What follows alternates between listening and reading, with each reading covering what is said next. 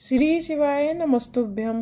आज की कथा में हम विशेष रूप से भूमेश्वर की उत्पत्ति, विश्वेश्वर की महिमा, गौ हत्या के दोष, गौतम गंगा का प्राकट्य, राक्षसों का उपद्रव, रामेश्वर की महिमा, सुदेहा की कथा तथा विष्णु को सुदर्शन प्राप्ति की कथा का श्रवण करेंगे। सूत जी कहते हैं, हे मुनियों, अब श्री काशी जी में स्थित अभिमुक्त शिवलिंग की महिमा आपको सुनाता हूँ। इसकी महिमा तो एक बार श्री पार्वती जी ने सदाशिव से पूछी थी। इस विषय में भगवान शंकर जी ने श्री पार्वती जी से कहा था। शंकर जी बोले, हे प्रिय, समस्त प्राणियों को भक्ति देने वाला ही सर्वश्रेष्ठ यह काशी धाम है। यह मेरा ही स्थान है। यही सिद्ध पुरुष आकर मेरे नियमों के अनुसार आचरण करते हुए मेरे अनेकों रूपों का वर्णन करते हैं। कल्याणी, मेरे भक्त तथा ज्ञानी जन अन्य तीर्थों पर जाएं या न जाएं, किंतु काशी तो दोनों को मोक्ष देने वाली है। ये चाहे कहीं भी मृत्यु को प्राप्त करें, किंतु इनके लिए मुक्ति तो सिद्ध है। इस पुरी में किसी भी अवस्था के मनुष्य की मृत्यु हो, उसको मोक्ष प्राप्त हो जाती है। स्त्री चाहे शुद्ध हो या अशुद्ध, सुहागन हो या विधवा, बंध्या हो या रजस्वला कन्या हो या प्रसूता, ऐसी संस्कार रहित की भी मुक्ति हो जाती है। वे केवल उस क्षेत्र में आकर मृत्यु प्राप्त करे। यहाँ न किसी उत्तम जाति, वर्ण, ज्ञान, कर्म, दान, संस्कार, स्मरण, मेरा भजन पूजन आदि किसी भी की आवश्यकता नहीं है। इनमें तो केवल आकर मृत्यु प्राप्त कर लेना ही पर्याप्त है। मुक्ति तो उनके लिए स्वतः सिद्ध है। हे उमे, ये मेरा काशी धाम अत्यंत गोप्य है। ब्रह्मा, विष्णु आदि अनेकों जन्मों को पाकर कठिन तपस्या किया करते हैं। वही मुक्ति यहाँ केवल शरीर त्यागने से ही प्राप्त होती है। प्राणी किसी प्रकार का भी योग्य अयोग्य कर्म करके पाप कर्म क्यों न बहकर बैठे, कितना ही अधर्मी क्यों न हो, इस पुरी में मृत्यु द्वारा उसका आवागमन का जाल छूट जाता है। यदि विचार पूर्वक भक्ति श्रद्धा से वहां रहकर मुझ ईश्वर शंकर का ध्यान, अर्चन, आराधना, स्मरण एवं तप करते हैं, उनके पुण्यों की महिमा तो कल्याणी मैं नहीं कह सकता। वे तो मेरे स्वरूप में लय हो जाते हैं। यह तीर्थ सभी को मुक्ति देता है। इसी प्रकार पापी जन यहाँ मृत्यु को नहीं पाते, तो उन्हें अपने कर्मों के अनुसार कई जन्म लेने पड़ते हैं। कर्मों के फल भोग लेने पर ही उनकी मुक्ति मिलती है। यदि इस प्रकार के पवित्र धाम में रहकर कोई जन दुष्ट कर्म कर बैठता है, तो उसे मृत्यु के बाद 10,000 भैरवी नरक भोगना पड़ता है, फिर जाकर मुक्त होता है। इस परम पवित्र क्षेत्र में विचार करके ही निवास करना श्रेष्ठ है।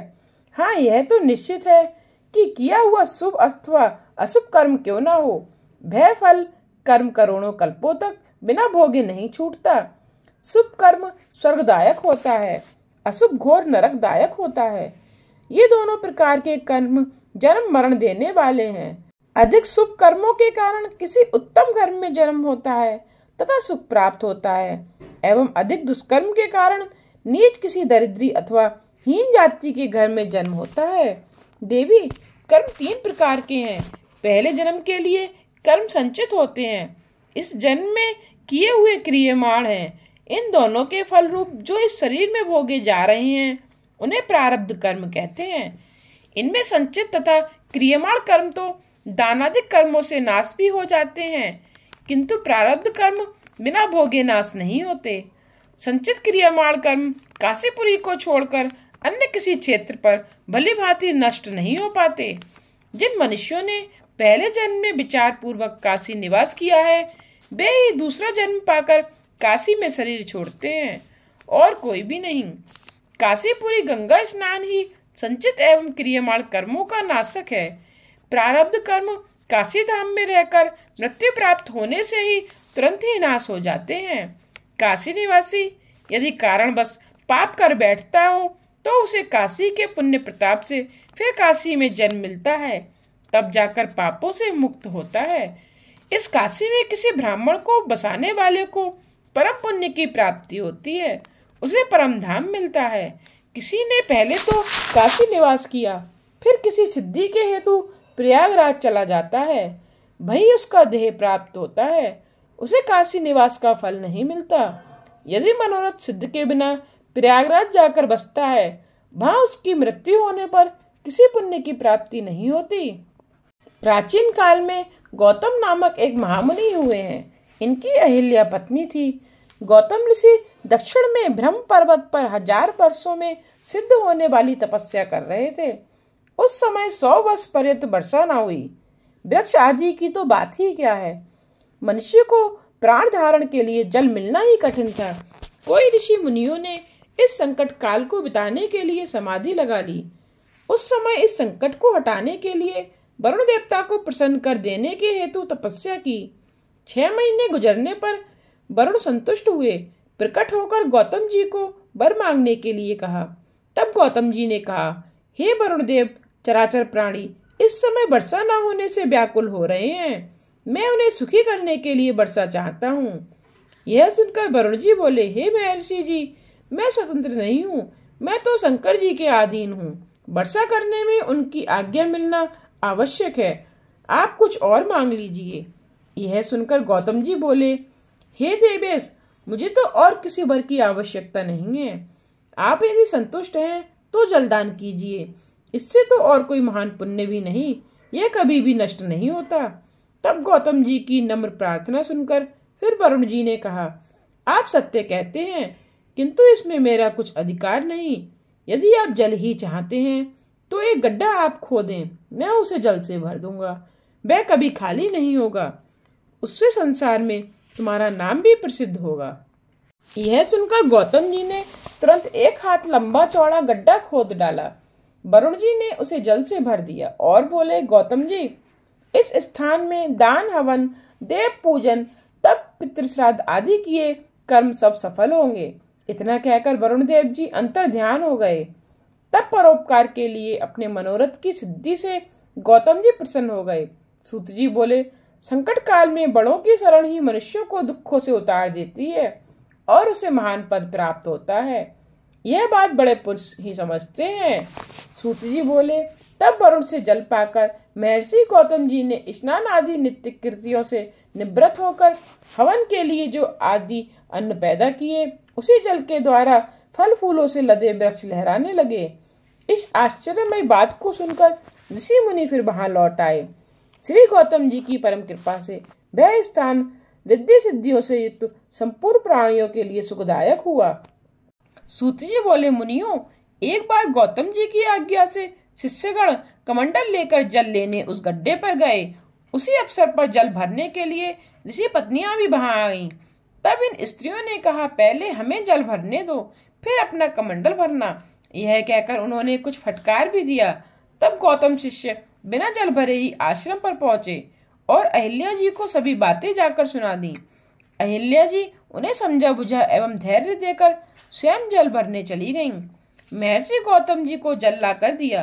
तभी से स्वयं अहिल्या देवी ही जल लाने लगी। उसी जल के द्वारा महर्षि का नित्य कृत्य आदि होता था।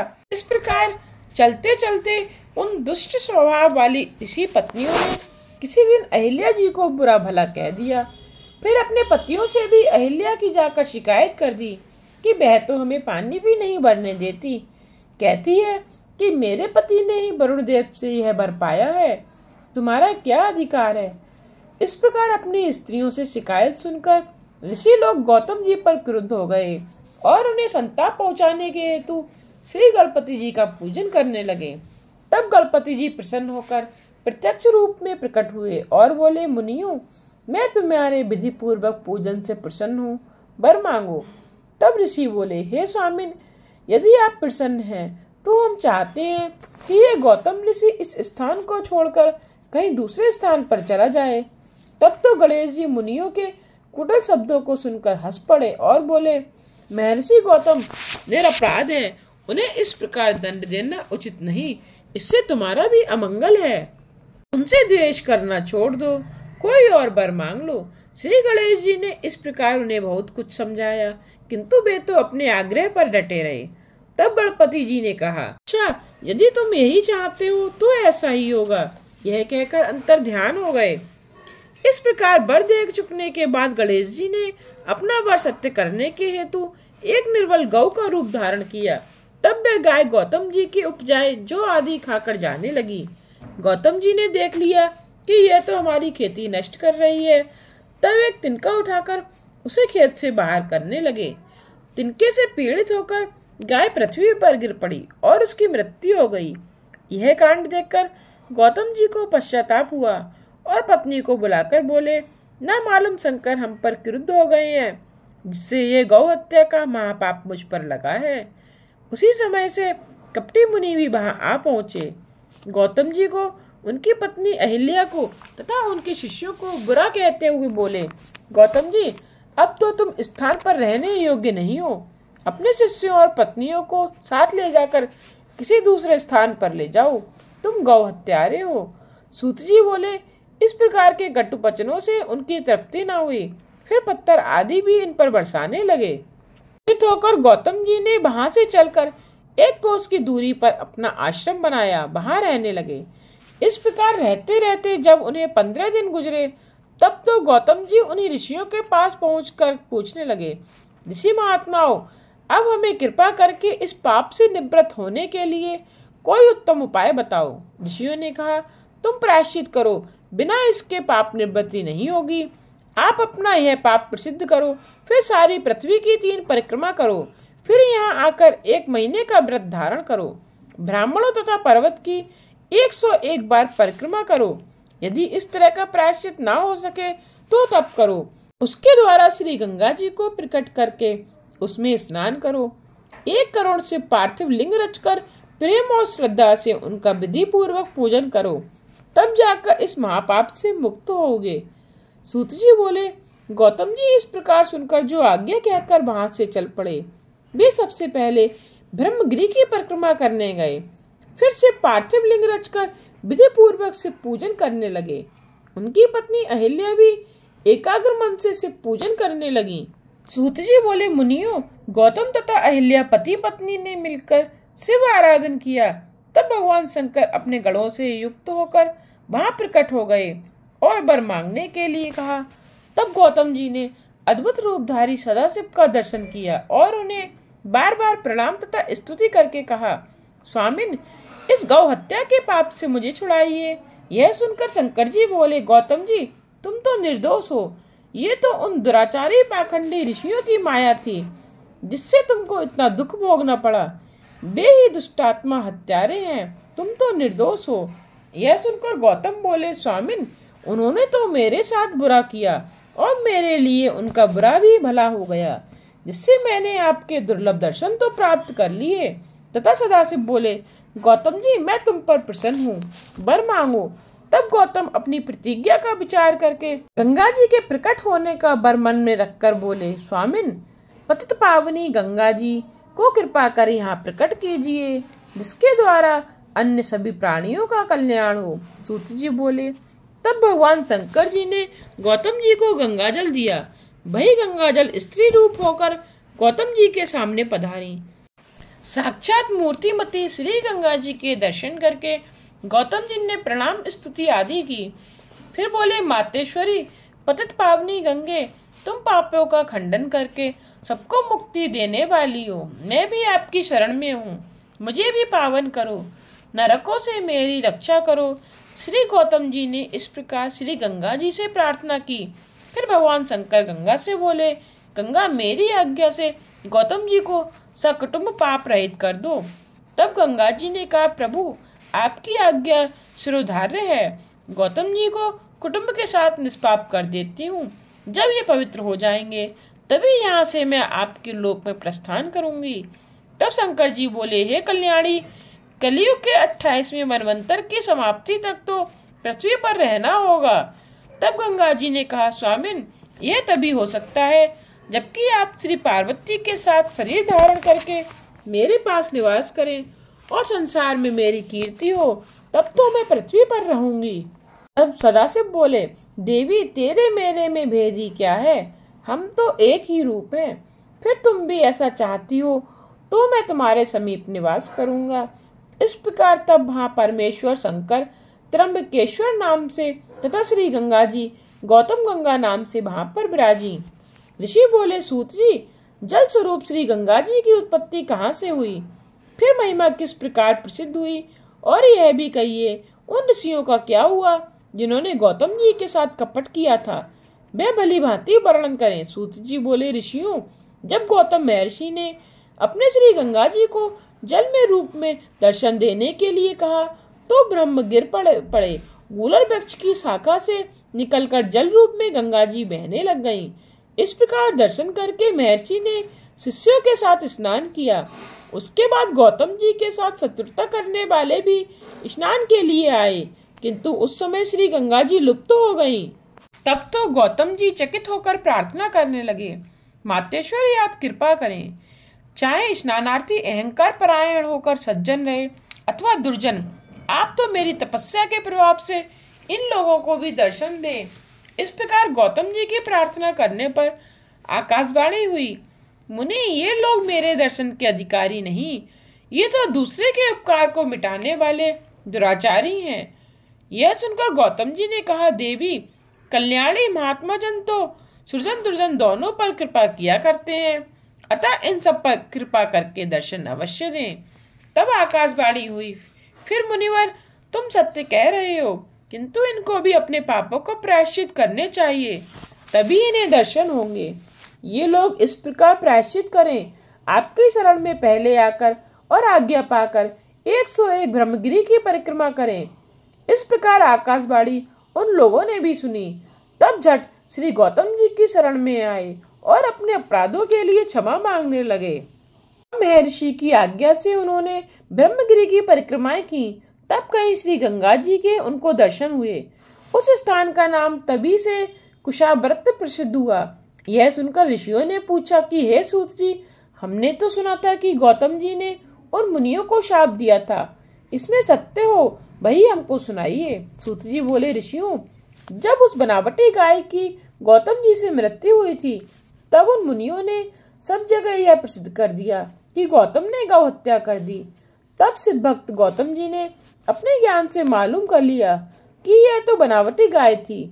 उन्हें क्रोध उत्पन्न हुआ, उससे वे शाप देने लगे। बोले, अरे दुष्ट नीच ब्राह्मणों, इस प्रकार तुम लोगों ने मुझसे कपट किया है, इसलिए मैं तुम्हें शाप देता हूँ कि तुम विद्या से रहित, शिव भक्तिहीन, अधर्म परायण हो जाओ। तुम लोग शिव अर्चन न करके शिव पर्वों से विमुख रहोगे। सूत जी बोले, इस प्रकार श्राप देकर गौतम जी अपने आश्रम पर आकर शिव आराधना करने लगे। फिर मुनि लोग इस प्रकार शिव धर्मों से परामुख होकर कांची नगरी चले गए। सूत जी बोले, ब्राह्मणों, प्राचीन काल में मान पाने की इच्छा से लंकापति रावण कैलाश पर पहुंच श्रद्धा के साथ भगवान शंकर जी को प्रणाम किया, किंतु शंकर जी प्रसन्न होते दिखाई न दिए। तब इन्हें प्रसन्न करने के लिए उसने एक गड्ढा खोदा, उसमें अग्नि को आधीन करके उसके समीप शिव स्थापित किए। फिर गर्मी में पंचाग्नि तपाकर और वर्षा में पानी सहकर तथा शीत में शीत की परवाह ना करके कठिन तप करने लगा। फिर भी सफल नहीं हुआ। तब वह राक्षसपति अपने मस्तक काटकर चढ़ाने लगा। फिर तो सदाशिव प्रसन्न होते दिखाई न दिए। आखिर उसने अपना 10वां मस्तक काटना चाहा। उसी समय शिवजी संतुष्ट होकर प्रकट हो गए। सदाशिव ने अपनी कृपा द्वारा उसके सभी मस्तक ज्यों की त्यों कर दिए और उसे पराक्रम भी प्रदान किया। तब शंकर जी को प्रसन्न जानकर रावण ने नम्रता से प्रार्थना की कि हे नाथ, आप मुझ पर प्रसन्न हो तो मेरे साथ लंका पधारें और मुझे कृतार्थ करें। इतना सुनकर सदाशिव बोले, हे लंकेश्वर, मेरी आज्ञा से मेरा स्वरूप यह ज्योतिर्लिंग अपने साथ लंका में ले जाओ, किंतु मार्ग में किसी स्थान पर भी इसे रखना नहीं तो यह फिर आगे नहीं जाएगी। सूत जी बोले, इस प्रकार सुनकर रावण शिव जी के दिए ज्योतिर्लिंग को उठाकर लंका के लिए चल पड़ा। तब चलते चलते शिव इच्छा से उसे लघु शंका करने की इच्छा हुई। तब रावण ने वह लिंग तो किसी ग्वारियों को सौंपा और खुद लघु शंका करने बैठ गया। उस ग्वारिये ने 2 घड़ी तो लिंग को थामा, किंतु बोझ अधिक होने के कारण वह संभाल नहीं सका और पृथ्वी पर रख दिया। उसके बाद लिंग तो वहां स्थित हो गया। फिर रावण ने स्तुति करके शिव से वरदान मांगा, फिर लंका की ओर चल दिया। यही लिंग वैद्यनाथ नाम से प्रसिद्ध हुआ, जो कि सबके अभिष्ट सिद्ध करने वाला एवं भोग मोक्ष आदि देने वाला है। रावण ने अपने महलों में जाकर शिव से वर प्राप्त का संपूर्ण वृत्तांत सुनकर अपनी रानी को सुना दिया। रावण को शंकर जी से वर मिला इस प्रकार की प्रसिद्धि सुनकर देवता तथा मुनिजन अत्यंत व्याकुल हो गए और विचार करने लगे, यह दुष्ट तो स्वाभाविक ही पर हमारा शत्रु है, फिर महादेव जी की बढ़ से तो हमें और भी दुखित करेगा। इससे बचने का उपाय तो अब उससे छुप कर रहना ही केवल रह गया है। तब वहां पर देवऋषि नारद आ पहुंचे। तब उनसे देवता ऋषियों ने पूछा, हे देवऋषि, अब हमें रावण से किस प्रकार बचना होगा? यह तो हमें अब्बर पा लेने से अधिक दुख देगा। यह सुनकर नारद जी बोले, देवता और ऋषियों, धैर्य धारण करो, इसका उपाय मैं अभी भगवान शंकर के पास जाकर करता हूँ। सूत जी बोले। इतना कहकर नारद जी लंका में गए। तब रावण ने नारद जी को आया देख उनका आदर सत्कार किया। आसन पर बैठकर नारद जी बोले, राक्षस राज, आप शिव के पूर्ण भक्त हैं एवं मंगल रूप हैं। अब आप यह कहिए कि आपको इस प्रकार की सिद्धि कैसे प्राप्त हुई? इसका इतिहास मैं सुनना चाहता हूँ। रावण ने नारद जी के वचन सुनकर सिद्धि पाने का सभी वृतांत कह सुनाया। फिर बोला, हे नारद जी, अब तो मैं सदाशिव को अपने अनुकूल जानकर तीनों लोग अपने अधीन करने की इच्छा में हूँ। तब नारद जी ने कहा, दानवेंद्र, मैं तुम्हारे हित की बात कहता हूँ, उसे मान लेने पर निसंदेह तुम सुखी हो जाओगे। सुनो, शिव का दिया हुआ वर तो बेकार है, क्योंकि शिव का कथन तो सत्य होता हुआ कभी दिखाई नहीं देता। इसलिए सबसे पहले तुम शिव को हानि पहुंचाने का प्रयत्न करो, फिर तीनों लोकों पर विजय पा सकोगे। सूत जी बोले। इस प्रकार नारद जी के वचन सुनकर रावण ने अपना हित मान लिया और उसी समय कैलाश पर पहुंचा। दोनों हाथों से कैलाश को हिलाकर रख दिया। शंकर जी कैलाश को हिलता देखकर विस्मय करके बोले, आज ये कैलाश इतना हिल क्यों रहा है? यह सुनकर पार्वती जी हंस पड़ी और बोली, हे देव, आपके शिष्य अपने गुरु की अच्छी सेवा करते हैं। आप द्वारा भक्त रावण को बलशाली बनाने का ही आपको फल मिल रहा है। श्री पार्वती जी से ऐसा सुनकर भगवान शंकर रावण से बोले, मंदमती, नीच रावण, इतना अभिमान करना अच्छा नहीं।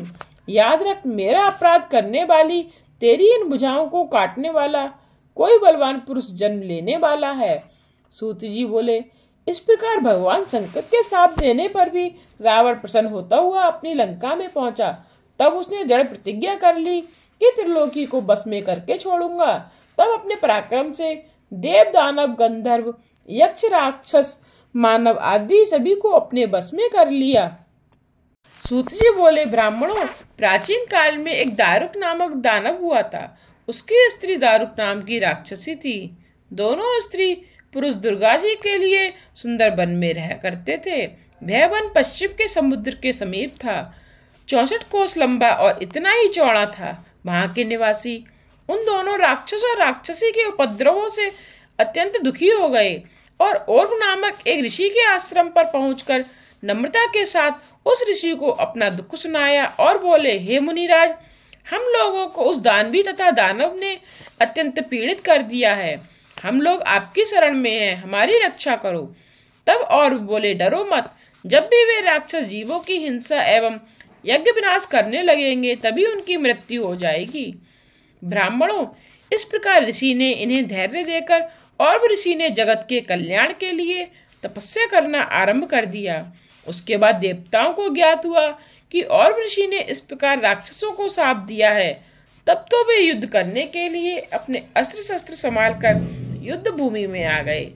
तब युद्ध के लिए देवताओं को आया हुआ जानकर राक्षस अपने कर्तव्य के लिए विचार करने लगा। तब राक्षसों को दुखित देखकर दारुका को अपना वर याद आ गया। तब राक्षसों से कहने लगे, राक्षसों, तुम भय मत करो, मैं इस नगर को तुम्हारे सहित उठाकर जल के मध्य में रख दूंगी। यह सुनकर राक्षस निर्भय हो गए। फिर राक्षसी ने नगर को उठाया और समुद्र के मध्य में जाकर रख दिया। वहां जाकर राक्षस लोग सुखपूर्वक रहने लग गए। एक दिन दारुका भूमि पर आई। उसने देखा कि एक डोंगी असंख्य मनुष्यों से भरी हुई समुद्र में तैरती आ रही। तब उसने राक्षसों को सूचना दी। तब राक्षसगण वहां पहुंच गए। डोंगी पर चढ़कर सभी मनुष्यों को उठाकर अपने नगर में ले गए। उन्हें बेड़ियां डालकर कंद कर लिया। उन मनुष्यों में सुप्रिय नामक बनिया भी था, जो कि शिव भक्त था। उसने जेल खाने में रहकर शिव पूजन करना आरंभ कर दिया। दूसरे मनुष्यों को भी शिव पूजन में लगा दिया। से भी इस दुख से छुड़ाने वाले हैं। उस उपदेश से सभी शिव जी का पूजन करने लग गए। ब्राह्मणों इस प्रकार से पूजन करते करते उन्हें निर्विघ्नता के साथ 6 महीने गुजर गए। सूत जी बोले, एक दिन की बात है कि दुष्ट दारुका राक्षस के किसी दूत ने सुप्रिय को शिव का पूजन करते देख लिया। उसने जाकर दारुका को सुना दिया। तब दारुका घबराकर वैश्य के पास पहुंचकर बोला, हे बनिया, तू सच सच कह दे कि तू किस देवता का पूजन और आराधना कर रहा है। यदि सच सच कह दिया तो मैं तुझे छोड़ दूंगा, नहीं तो मौत के मुंह में डाल दिया जाएगा। सूत जी बोले, उस राक्षस के इस प्रकार पूछने पर उस बनिया ने अपने भाव प्रकट न होने दिए। तब तो उस राक्षस ने क्रोध में आकर बनिया को मार देने के लिए आज्ञा दे दी। इस प्रकार का संकट देखकर बनिया ने आंखें मूंद ली और सदाशिव के ध्यान में मग्न हो प्रार्थना करने लगा, हे तीनों लोकों के स्वामी, मैं आपकी शरण में हूँ, मुझे इस संकट से बचाओ। इस प्रकार उसकी प्रार्थना पर भगवान शंकर वहां प्रकट हो गए। सदाशिव का दर्शन करके प्रसन्न होता हुआ बनिया उनका पूजन एवं स्तुति करने लगा। अब प्रसन्न होकर सदाशिव ने अपना पाशुपतास्त्र उठाया और उन राक्षसों को विनाश कर दिया। सभी राक्षसों के नाश हो जाने पर सदाशिव बोले, अब यह वन सदा के लिए निर्भय हुआ। इसमें धर्म पर चलने वाले ब्राह्मण, क्षत्रिय, वैश्य, शूद्र आदि बड़ निवास करेंगे। यहाँ शिव धर्म के उपदेश करने वाले शिव भक्त निवास किया करेंगे। अधर्म का अंत हो गया। तब दारुका राक्षसी अत्यंत दुखित होकर जगत माता श्री दुर्गा जी के पास पहुंचकर नम्रता से बोली, भगवती, मंगलमयी, आप कृपा करके मेरे परिवार की रक्षा करो, मैं भी आपके वंश तथा भक्तों की रक्षा करूंगी। इस प्रकार दारुका राक्षसी की बात सुनकर श्री पार्वती जी उसे दिया हुआ अपना वर याद किया, फिर क्रोध में आ गई। इस प्रकार श्री उमा को देखकर प्रसन्न होते हुए शंकर जी बोले, कल्याणी, अब तुम अपनी इच्छा से जो चाहो वर मांग सकती हो। श्री शंकर जी से इतना सुनकर श्री पार्वती जी हंस पड़ी। फिर बोली, स्वामिन, आपका कथन सत्य तो अवश्य होगा, किंतु युग के समाप्त हो जाने पर अब तो यहाँ राक्षसों का निवास होगा और मेरी शक्ति रूपा यह दारुका ही उन पर शासन करने वाली होगी। तब सदाशिव बोले, देवी, आपकी इच्छा पूर्ण हो, किंतु मैं भी अपने भक्तों की रक्षा के लिए यहाँ स्थिर रहूंगा। यदि कोई भी मनुष्य अपनी जाति तथा धर्म के अनुकूल आचरण करता हुआ प्रेम भक्ति के साथ वह मेरा आकर दर्शन करेगा तो अवश्य ही चक्रवर्ती राजा हो जाएगा। सूत जी बोले, इस प्रकार कहकर तब भगवान शंकर तथा भगवती पार्वती दोनों ज्योति स्वरूप होकर नागेश्वर के नाम से वहां स्थिर हो गए।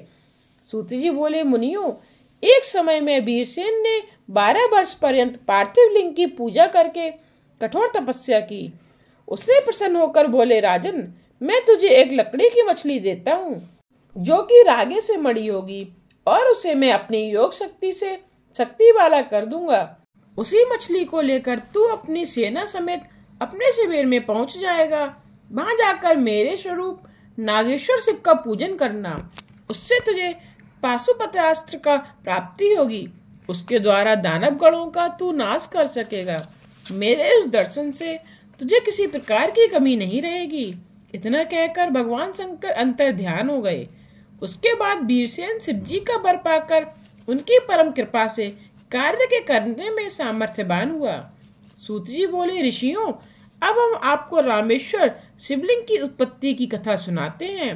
भगवान विष्णु ने जब रघुवंशी दशरथ के घर श्री रामचंद्र जी के नाम से अवतार लिया था, तब अवतार लेने का प्रयोजन रावण आदि दानवों का संहार करने का था। उनकी पत्नी का नाम सीता था। अपने पिता की आज्ञा से वे 14 वर्षों के लिए वन में गए। उस समय उनकी पत्नी सीता को माया करने वाले राक्षस राज रावण ने आकर चुरा लिया और लंका में ले गया। तब पत्नी के शोक में व्याकुल इधर उधर ढूंढते हुए अपने अनुज लक्ष्मण के साथ राम किष्किंधा पहुँचे। वहाँ वानरेंद्र सुग्रीव से मित्रता करके उसके भाई बाली का वध किया। कुछ समय तक वहाँ रहे। फिर सीता की खोज करने के लिए हनुमान आदि बानर चारों दिशाओं में पहुँचे। बानरों में श्रेष्ठ हनुमान जी ने लंका में जाकर श्री सीता जी का पता निकाल लिया। श्री सीता जी को श्री राम का संदेश देकर और सीता जी से चूड़ामणि लेकर श्री राम जी के पास हनुमान जी लौट आए। श्री राम जी को सीता जी का संदेश देकर प्रसन्न किया। तब 18,000 बानरों की सेना लेकर श्री राम जी दक्षिण समुद्र के किनारे पहुंच गए। वहां अगाध सागर को देखकर श्री राम व्याकुल हो गए।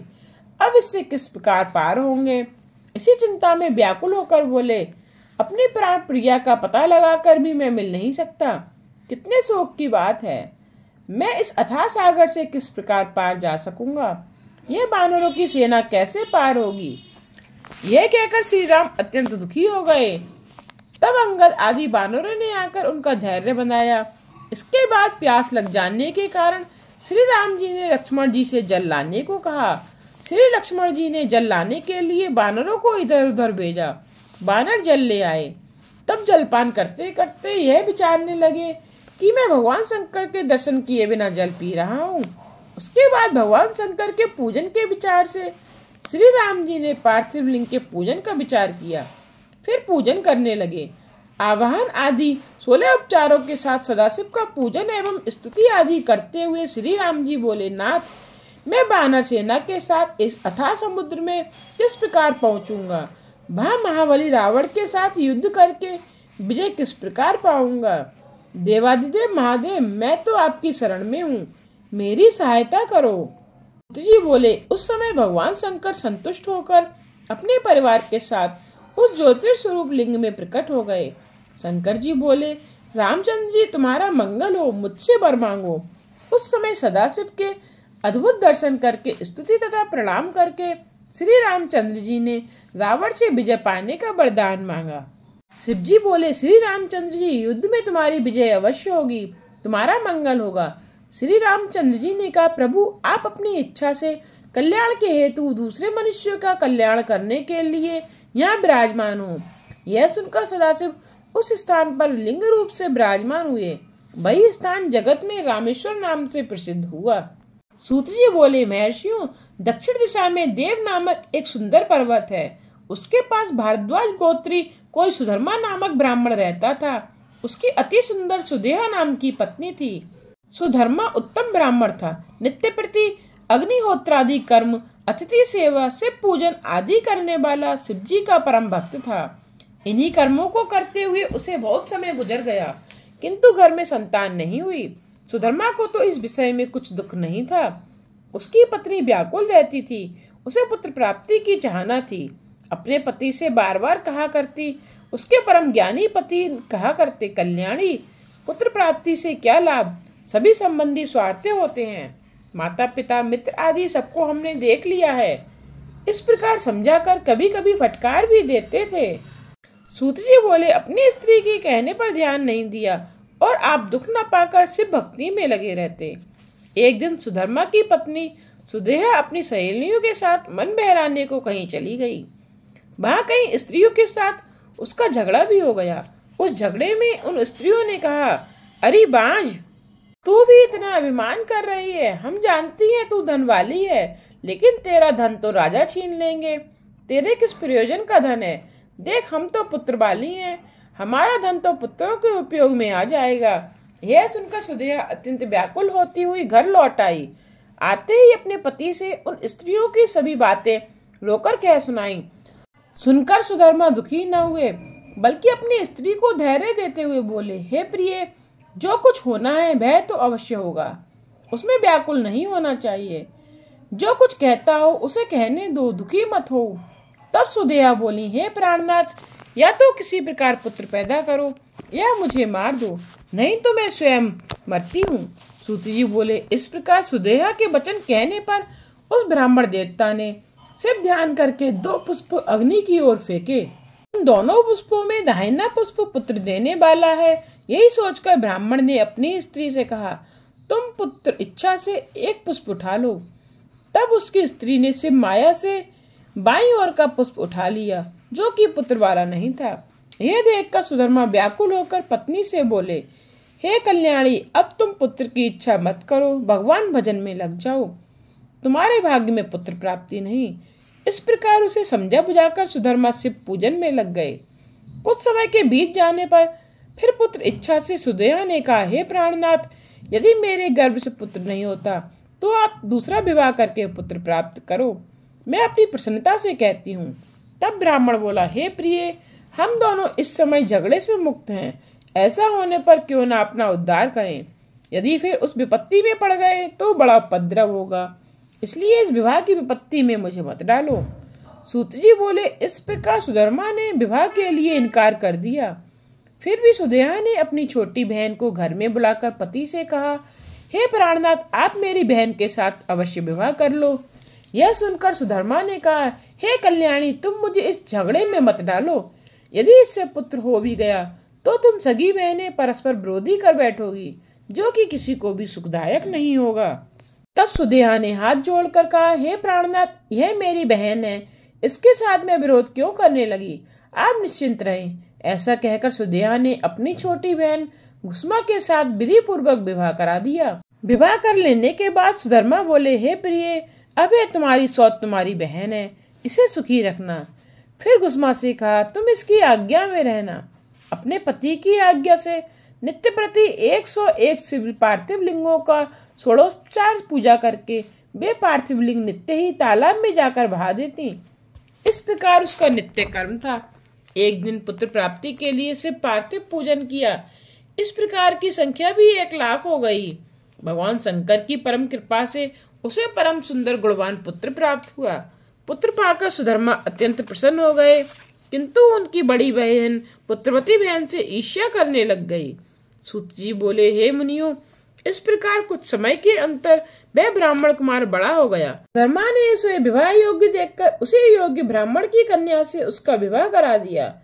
फिर घुस्मा ने अपने पुत्र तथा पुत्र वधू को ले जाकर अपनी बहन के चरणों में डालकर कहा, ये आपका पुत्र है और ये आपकी पुत्र वधू है। यह कहकर अपने पुत्र एवं पुत्र वधू से भी कहा, हे पुत्री, वह तुम्हारी माता है, इनकी सेवा करना तुम्हारा काम है।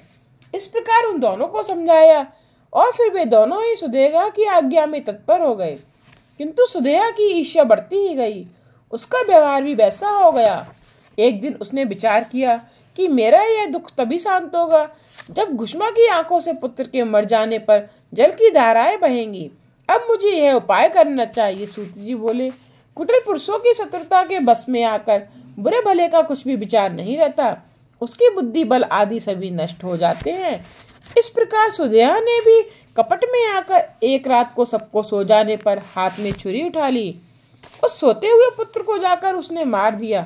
फिर इसके टुकड़े टुकड़े करके रातों रात उसी तालाब में जाकर डाल दिया, जिसमें घुस्मा नित्य ही से पार्थिव लिंग बहा आती थी। वह सब कर कराकर घर में आकर सो गई। प्रातः काल हुआ, घुस्मा सोकर उठी, अपने नित्य के कामों में लग गई। सुदेहा भी उठकर अपने काम काज में लग गई। फिर पुत्र वधू उठी, उसने खाट पर रुधिर एवं शरीर के कटे टुकड़े देखे तो उसके होश नहीं रहे। अपनी सास के पास आकर कहा कि आपके पुत्र कहाँ हैं? मुझे तो ऐसा लगता है कि उन्हें किसी ने मार दिया है। यह कहकर वह बड़े जोर जोर से रोने लग गई। घुस्मा के सिर पर तो मानो पहाड़ आ गया हो। वह भी यह देखकर रोने लग गई। इधर सुदेहा बनावटी दुख प्रकट करती हुई वह भी रोने में तत्पर हो गई, किंतु अपनी सौत को रोता देखकर भीतर ही भीतर प्रसन्न थी। सुधर्मा से पूजन से निवृत्त होकर वहां आए। उन्होंने यह कांड देखकर कहा, शोक एवं संताप करना व्यर्थ है। जिसने यह पुत्र दिया है वही उसका रक्षक है। घुस्मा, तुम अपना नित्य कृत्य ना छोड़ो, यह कहकर उसे भेज दिया। घुस्मा नित्य की तरह सिर्फ पार्थिव लिंग लेकर उस तालाब पर बहाने चली गई।